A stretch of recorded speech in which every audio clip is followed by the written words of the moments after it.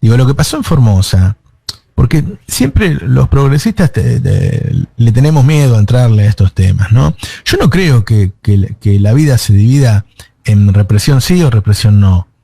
La represión es un instrumento en general de los gobiernos de derecha para llevar a cabo sus planes económicos de explotación, ¿no? Entonces, no sé, pongamos el caso cuando hicieron la reforma previsional de Macri. Y fueron 1 millón de personas y la gendarmería hizo una locura, ¿no? Un pueblo resistiéndose a una medida de explotación y la gendarmería golpeándolo. Como lo hicieron 1000 veces en la ciudad, le pegaron a los médicos, le pegaron a la enfermera. Ahora, eso no quiere decir que el Estado nunca tenga el derecho a reprimir, porque en la conformación del Estado, ¿qué es? Es el ciudadano renunciando a una parte de sus derechos y entregándola a un lugar común que es el Estado. Entonces renunciamos a una parte del dinero y le pagamos impuestos, renunciamos a determinadas decisiones, no sé, paramos en el semáforo, hacemos lo que nos dice el Estado. En un momento de pandemia, claramente, y lo hemos visto en el mundo, ese Estado tiene que tomar decisiones un poquito más radicales, como por ejemplo que te quedes en tu casa. Uh-huh. Ahora, ¿fue todo el pueblo de Formosa que se rebeló a eso? No, porque claro. Ahí me dicen que hay 1000, 1500, 2000 personas y que la mitad las llevó Patricia Bullrich.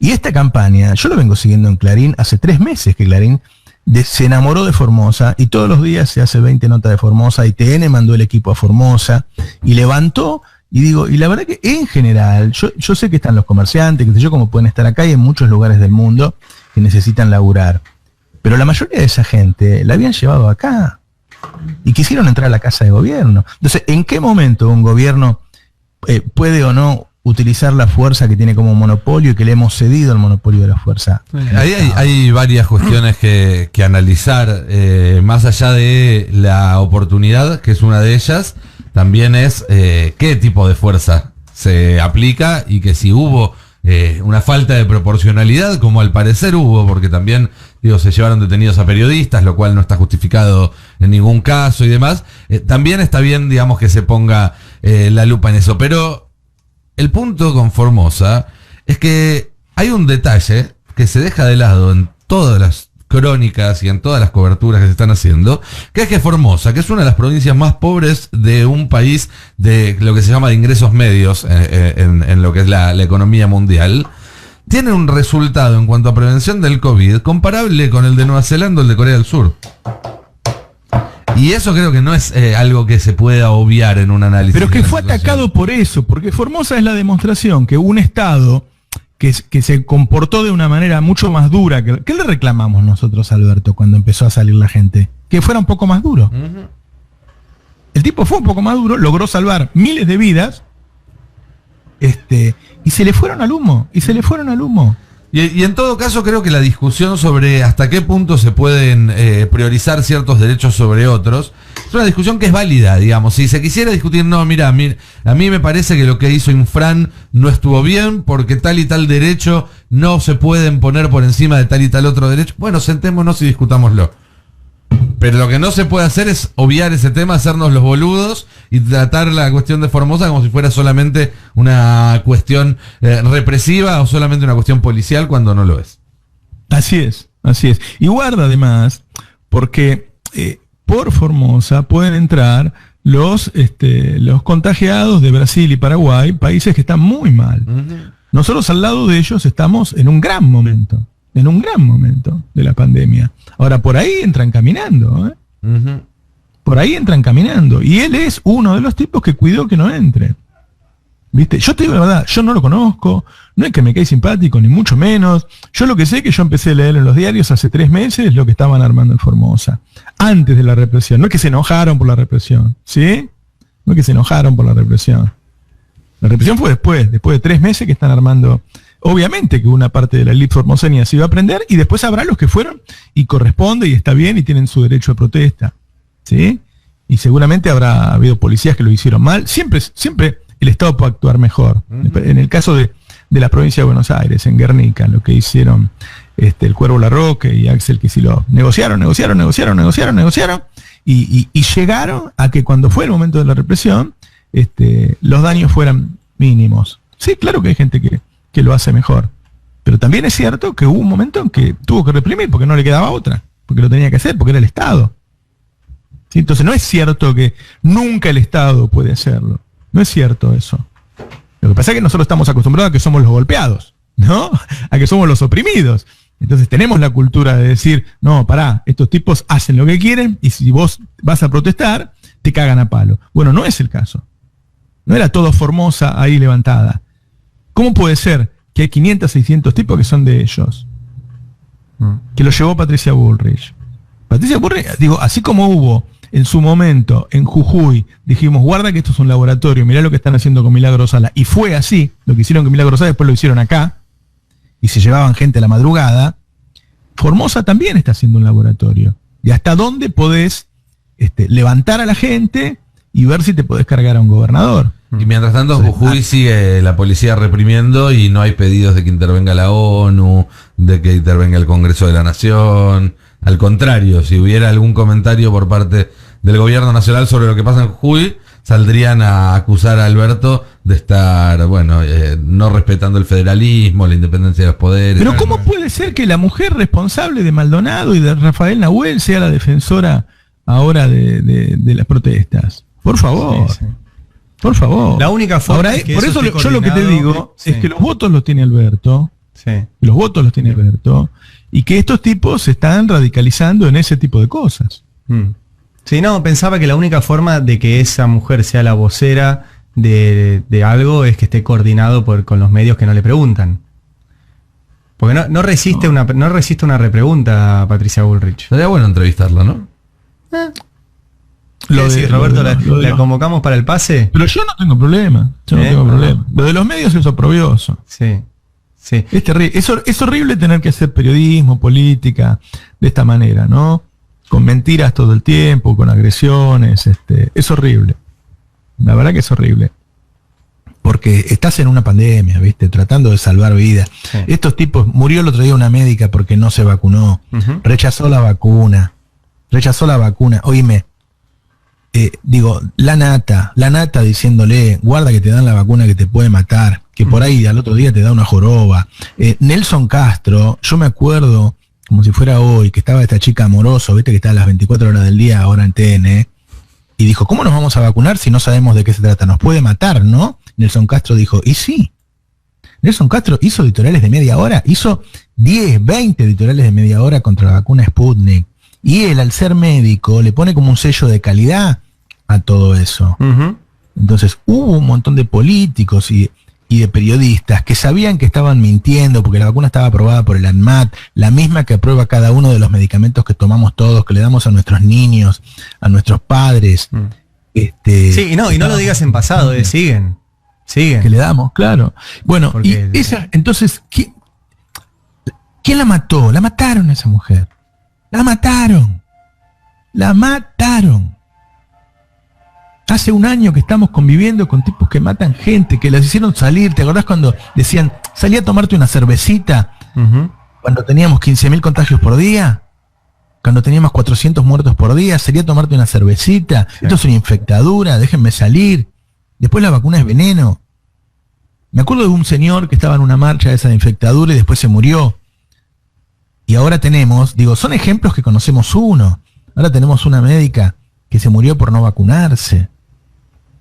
Y es una médica, quiere decir, que no es que la gente es tonta, si engañaron a una médica, pueden engañar a cualquiera. Porque juegan con las emociones, no con el raciocinio. ¿No? Generan miedo. ¿Qué sé yo? Eso. Sí. Me parece que es... Yo te juro que a veces me canso, ¿eh? Me canso porque nunca había vivido esto yo. De tener que estar todo el día conviviendo con la mentira, con gente que, ¿cómo puede ser? ¿Qué nivel de odio puedes tener para generar circunstancias para que la gente se muera para ganar una pulseada política? Yo te soy sincero, es la misma prensa que fue cómplice de un genocidio. Así que no sorprende. O sea, en marzo del año pasado. No todos, ¿viste? O sea, no todos. ¿Entendés? No, pero como medios. No sé, Tenenbaum no fue cómplice de un genocidio, quiero decir. No, estoy hablando de los medios, las empresas. Medios, sí, o sea, sí. Las empresas que fueron cómplices de un genocidio. A mí me duele la gente, porque yo hay muchos que los conozco, ¿viste? Sí. Me los he cruzado, que he trabajado con ellos. Yo trabajé con Leuco, un año trabajé. Y yo lo veo hacer eso y me parece terrible. Me parece terrible, qué sé yo. Sí, no, yo hablo de las empresas porque además en esas empresas todo lo que se dice al aire está avalado por la empresa. No es que se mandan son un solos. partido político que quiere manejar el país, qué sé yo, y se defienden como medio. ¿No? Pero mirá si es viejo eso que lo dijo Jaroslavski. Sí. Qué sé yo. Número 2, no se va a Losardo. ¿No se va? ¿O todavía no se va? Bueno, qué sé yo, ¿te acordás Bielsa, no? Que se fue 2 meses después, qué sé yo. No se va con los diarios echándola. Eso me dicen ahora, antes de empezar el programa, qué sé yo. A mí me parece que en el tema justicia, el gobierno debería hacer más que anunciar, ¿no? Primero porque hablemos de vacunas y de economía, qué sé yo, que es lo que le impacta más directo a la gente, ¿no? Está bien lo que dijo Cristina, que todos entendamos que el lofer termina jugando en la vida cotidiana de todos y hay que trabajar sobre todo eso para convencerlo. Pero si hablas todo el día de eso y no sale nada, en realidad también terminás frustrando de alguna manera a los que sí les interesa. Sí. Así que a mí me parece que todas estas cosas, hoy desayunó el presidente con Massa. Ya se habían visto durante el fin de. Seguramente habrán hablado del tema bicameral, qué sé yo, pero es mejor, una vez que está el proyecto de ley, presentarlo y después hablar, que hablar si no está el proyecto. De hecho, Roberto, viste que ya llegó la primera respuesta de la Corporación Judicial. ¿Por algún fallo? Claro, no, el viernes, viste que Alberto lo nombró a Stornelli. Stornelli lo amenazó a Alberto. Cristina dijo que Stornelli lo amenazó a Alberto. Todo eso del lunes al jueves. El viernes, el interino Casal desestimó la denuncia contra Stornelli. O sea que sacó una resolución diciendo yo voy a proteger a Stornelli. O sea, la primera respuesta ya llegó. Claro. Y fue, Stornelli no se toca. Bueno, es eso, ¿viste? ¿Qué sé yo? Cuando viene uno que te dice, mirá que te voy a pegar, ahora voy y te pego, agárrenme que lo voy a matar y qué sé yo. Pegale, ¿viste? Me parece que los anuncios en esa materia no sirven, que hay que hacer y ya está. Y mientras tanto, hablarle a la gente de las cosas, digo, si uno mira las redes, la gente está hablando de que se vacunó, de que le llegó el turno, está contenta con eso. Se está generando mucho empleo en este momento en todo el país. Hay varios economistas que piensan que la economía va a crecer 8%, no 5%, 8%. ¿Sí? Con 8% terminaríamos el año en los niveles de 2018. Claro. Sería una muy buena noticia.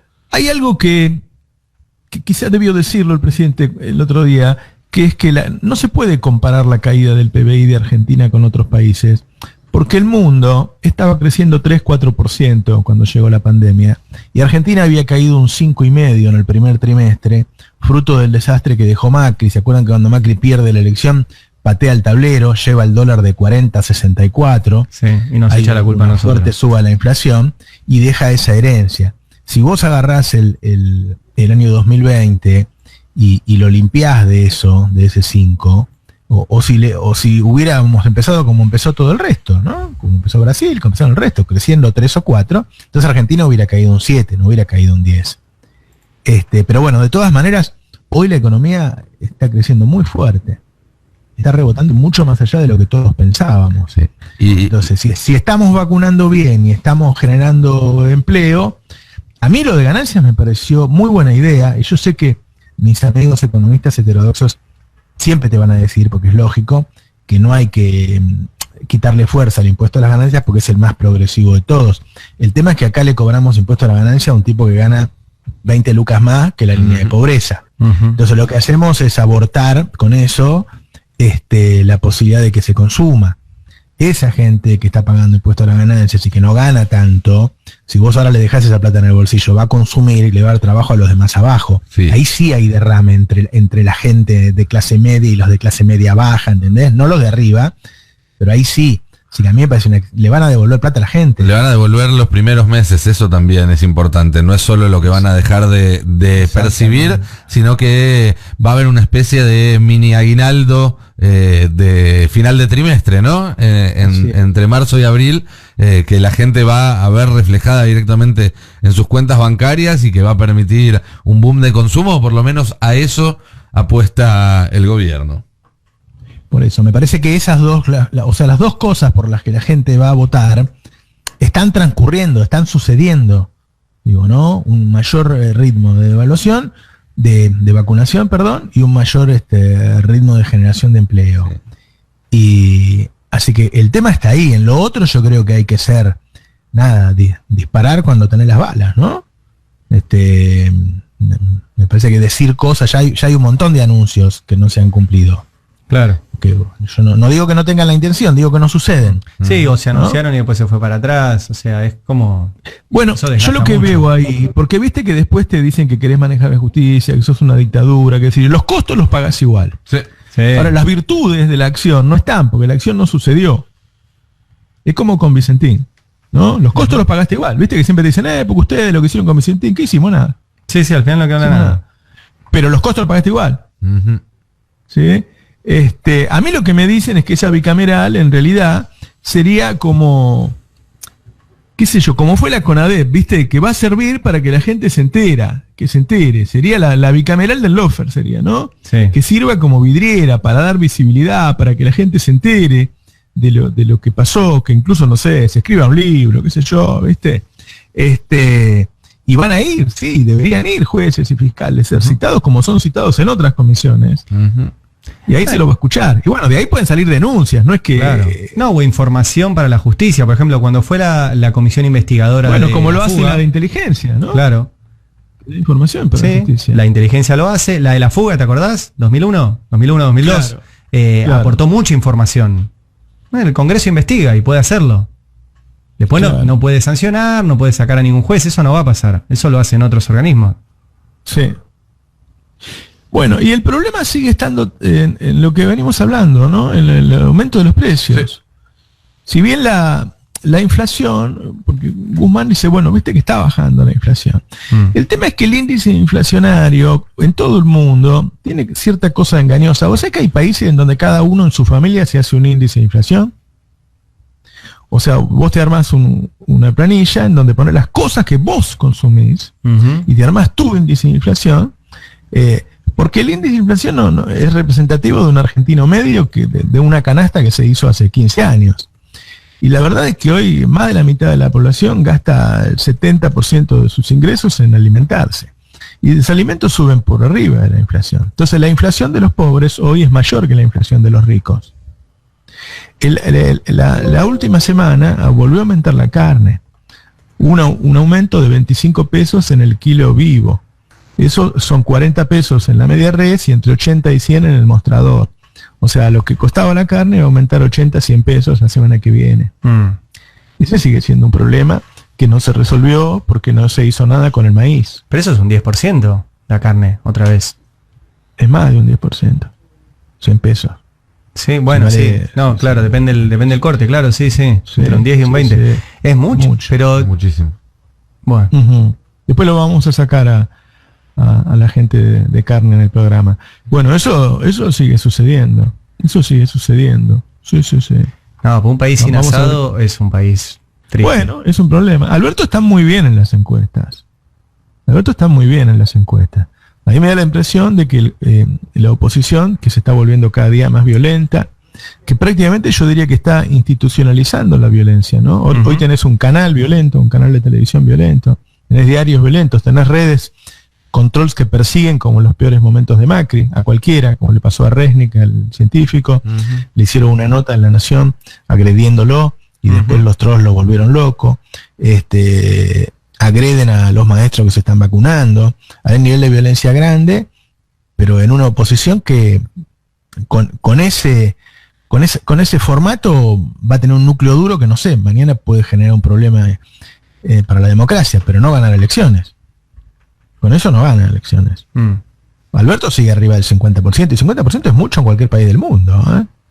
Con eso, digo, la encuesta de la CELAC le da 50,1%, pero hay otras que le dan 55, 56%.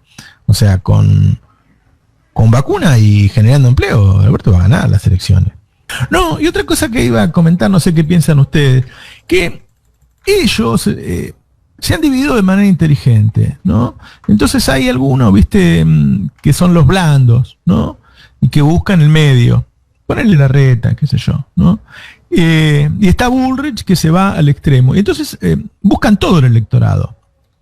Y seguramente van a hacer en su momento una PASO en 2023 y van con todo el electorado y lo van a llevar a todo junto y van a tener un candidato fuerte. Y a mí me parece que nosotros estamos perdiendo eso. Es decir, que ese Alberto que le sumó votos a Cristina, hoy a la gente le cuesta mucho separarlo, Alberto, de Cristina. Creo que fundamentalmente por el tema judicial.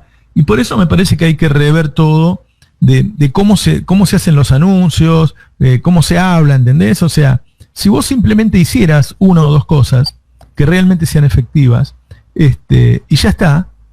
Y ahora, si vos hablas todo el día del tema, o sea, hay un discurso de Alberto y al otro día hay uno de Cristina y son tan parecidos, me parece que ahí se empiezan a parecer demasiado y perdemos la posibilidad de ir a buscar a distintos públicos como inteligentemente están haciendo ellos. Sí, ahí toma también relevancia la figura de Massa, que con esto del impuesto a las ganancias claramente está jugando un poco ese rol. Así es.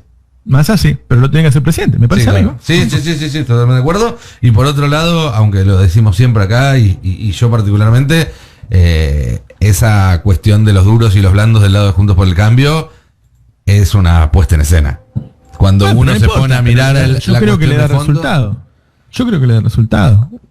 Sí, también hay que, digamos, ahí también juega nuestro rol un poco para salir a combatir ese tipo de imposturas y tratar de desangelar a esas figuras que quieren mostrarte como moderadas, pero que cuando tienen que salir a condenar algunas expresiones absolutamente antidemocráticas se quedan callados, que cuando tienen que obviamente sacar la policía a la calle. Digo, hablabas el otro día de las represiones acá en la ciudad de Buenos Aires en 2017. La policía que le disparaba a los viejitos, le pasaba encima con la moto, era la policía de Larreta y de Santilli. Así es, así es. ¿Te acordás de la foto de esa jubilada recogiendo un repollo, no sé, un peso de verdura? Una berenjena. ¿No? Es una berenjena. No, así es. Pero a mí me da la impresión de que ellos, bueno, tienen todos los fierros para hacerlo, ¿no? Yo lo que digo que por lo menos lo hagas. Que hoy por hoy se la dejás servida para igualar. Por eso, por hablar demasiado, y es mejor hacer un par de cosas, las que te parezca que son más conducentes para el fin que vos tenés, y en vez de hablar siempre del tema y que después no salga. Porque además el presidente tiene muchas cosas para hablar hoy. Porque empieza a recoger las frutas de las cosas que hizo bien. Digo, no es casual que estemos vacunando, porque no hay muchos países que estén vacunando. Están vacunando los países ricos. Viste que Chile le mandó 10.000 vacunas creo que a Bolivia y 10.000 a Paraguay. Imagínate, 10.000. 10.000. Sí, no tienen vacunas. Bueno, de hecho el presidente de Paraguay está pasando por una crisis muy importante en este momento. Van 4 días de protestas con mucha represión. Le pidió la renuncia a todo su gabinete y las protestas piden que se vaya Mario Abdo. Claro. Y lo de Brasil es terrible. Lo de Brasil es trágico. Es trágico. Están las terapias intensivas desbordadas en prácticamente todo el país, ¿sí? No hay uno solo de los estados brasileños que en este momento no tenga una situación de semáforo rojo, ¿sí? Con terapias intensivas por arriba del 70%, en muchos casos arriba del 80% y en algunos casos cerca del 100% de ocupación. Tal es así que en estados como Mato Grosso, que tienen el 100% de ocupación, piden camas en estados vecinos para derivar pacientes y no los están aceptando porque no tienen camas para darles los estados vecinos. La cantidad de muertes diarias esta última semana llegó a 1.700 en algunos casos, y los expertos dicen que para fines de marzo puede estar en 3.000 muertes diarias Brasil. Esto es todo por la variante P1, la cepa P1, cepa del Amazonas, que se expandió rápidamente, representaba un 1% de los casos en noviembre y hoy en día representa casi el 90% de los casos en todo el país, ¿sí? Colonizó rápidamente al resto de las variables, es tanto más contagiosa que coloniza, que le pasa por arriba al resto de las variables. Y que acá en la Argentina ya está presente, ya fue detectada, si bien todavía no se detectó circulación comunitaria, es cuestión de tiempo, con lo cual también ahí es importantísimo acelerar el tema de la vacunación para cubrir a los grupos de riesgo, porque si no tenemos una posibilidad muy cierta de estar ante una situación similar o de tener que volver a imponer medidas que no sabemos si son sostenibles desde lo social ni desde lo económico. Lo último que quiere el gobierno en este momento de buenas noticias económicas, como vos bien decías, es tener que volver a mandar a cerrar todos los comercios, por ejemplo, y las industrias. Sin embargo, bueno, si la cepa sigue avanzando, no va a haber otra posibilidad, porque es realmente mucho peor que todo lo que conocimos hasta ahora. Ahí hay otro tema, ¿no? Que hemos sacado los infectólogos de primer plano.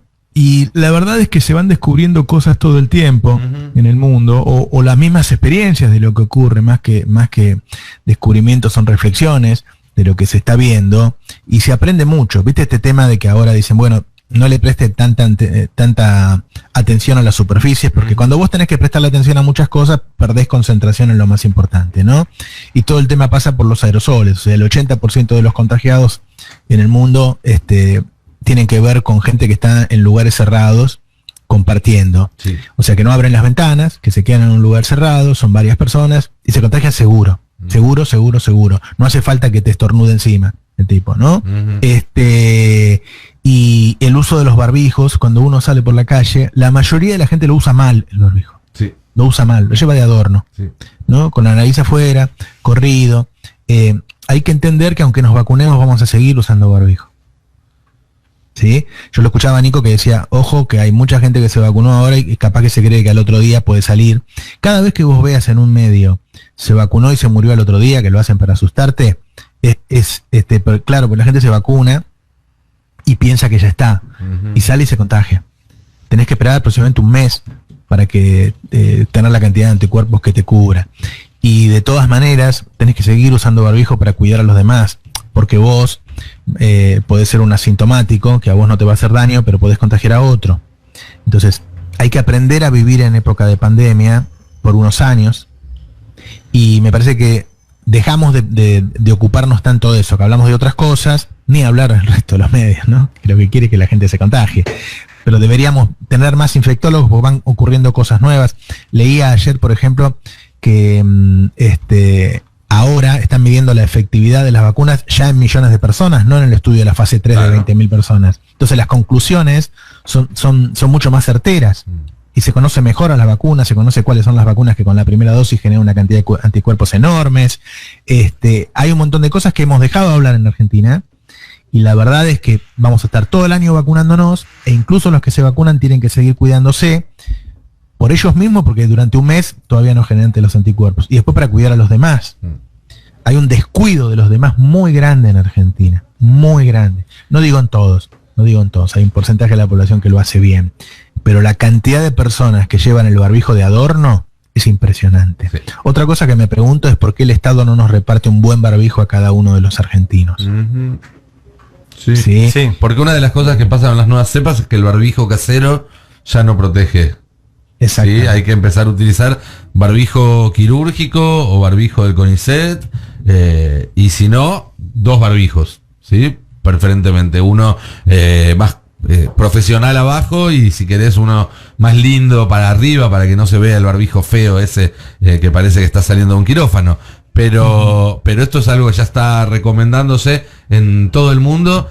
Yo lo vengo haciendo desde hace algunas semanas. Lo adopté antes del viaje a México también, sabiendo que era un viaje con cierto riesgo. Y una vez que volví lo seguí haciendo, porque la verdad es que cuesta más o menos lo mismo, no molesta más ni nada. Y es cuestión de cuidarse mejor uno y cuidar mejor a los demás. Y el otro punto, Roberto, que hay que creo que discutir que el gobierno viene planteándolo y después da marcha atrás, se arrepiente, no quiere exponerse a críticas y demás, es la estrategia de vacunación. La semana pasada vimos este informe que nos mostraba que aquellos que ya estuvieron contagiados con la primera dosis de la Sputnik, ¿sí? O sea, contagio más primera dosis genera más anticuerpos que alguien sano con 2 dosis. Es decir, que una persona que ya se contagió, una dosis de la Sputnik le alcanza por lo menos en el corto plazo para estar más protegido que lo que te protege la vacuna por sí mismo. Bueno, ¿cuál es el sentido de insistir en darle 2 dosis a esas personas si esa segunda dosis se puede utilizar para poner fuera de riesgo, a una persona más antes, ¿sí? Antes de que llegue la nueva cepa, antes de que se enferme, antes de que fallezca? ¿Cuál es el sentido de hacerlo si los datos ya están ahí? En Escocia, con una dosis, bajó el 94% las hospitalizaciones. 94%. Prácticamente desaparecieron con una dosis. Por eso, cada vez que se trató de plantear esto, desde los medios hubo una ofensiva y el gobierno terminó dando marcha atrás. Yo creo que sería importante en ese sentido, que se discuta, porque se puede estar a favor o estar en contra. Son todas estrategias que son subóptimas, obviamente. No hay una solución correcta y una incorrecta. Estados Unidos, por ejemplo, evaluó hacer algo similar y decidió no hacerlo. La Unión Europea evaluó algo similar y decidió sí hacerlo. Pero por lo menos que se dé el debate de cara a la sociedad y que se nos explique por qué se toma una decisión y no otra. Me parece que sería importantísimo y yo desde ya anticipo mi posición. Creo que habría que vacunar con una dosis a la mayor cantidad de gente posible ya, porque en 2 meses vamos a tener a la variante brasilera pasándonos por arriba. Claro, va a llegar el invierno, vamos a estar metidos adentro y vamos a tener la variante brasileña acá. ¿No? Yo creo que vas a tener una cantidad de gente que va a estar vacunada y eso te juega a favor de tener menos muertes, sí. Pero como esta cepa es mucho más fuerte, con la cantidad de población que quede sin vacunar, igual puedes tener una cantidad de casos tremenda. Sí. Tremenda. Y hay mucha gente que piensa que esto terminó. Hay mucha gente que piensa que por lo que yo veo cómo se manejan, por la falta de uso de barbijo, porque los veo que ya dejaron de tener distancia. Tenemos un país acá al lado, Brasil, que es una tragedia, sí. Una tragedia, terrible. Pero bueno, veamos, yo lo digo para terminar el pase con un poco de optimismo, es que estamos vacunando muy rápido, que la economía está creciendo mucho más, yo diría casi el doble de lo que pensábamos que iba a crecer, y que las encuestas le dan una diferencia a favor del oficialismo marcada, ¿no? Marcada. Y todo eso hace unos meses no sabíamos que íbamos a llegar a marzo con esos datos. Así que me parece que estamos bien. Sí. A mí me pone muy, muy contento los mensajes que recibimos de los vacunados. Son re lindos. Es impresionante. Impresionante. Y es importantísimo. Sí. Pedimos acá y empiezan a llegar y a mandar WhatsApp. Me vacuné yo, vacuné a mi vieja, a mi tía. Tiene que ser una épica colectiva muy linda. Mirá, vos sabés que una de las cosas la gente espontáneamente ha generado una cadena de felicidad en los medios, que es lo que ellos no quieren, que ahora empezaron a reprimir eso. Y cuando un maestro contento pone que se vacunó, le mandan los trolls, porque hay muchas caras jóvenes. Claro, todo lo que es maestros, salud, personal sanitario, hay muchos jóvenes que se han vacunado y está bien, es lo que corresponde, sí. ¿No? Y entonces le tiran los trolls encima diciendo, mirá, este viejo, esta vieja se vacunó y qué sé yo, que no pierdan las ganas, la felicidad y que no le den bola a los trolls, que publiquen igual, porque publicar tu felicidad hace que otro se vacune. Totalmente, sí, es re lindo. Que otro se vacune. Es re lindo, ¿sí? Es re lindo.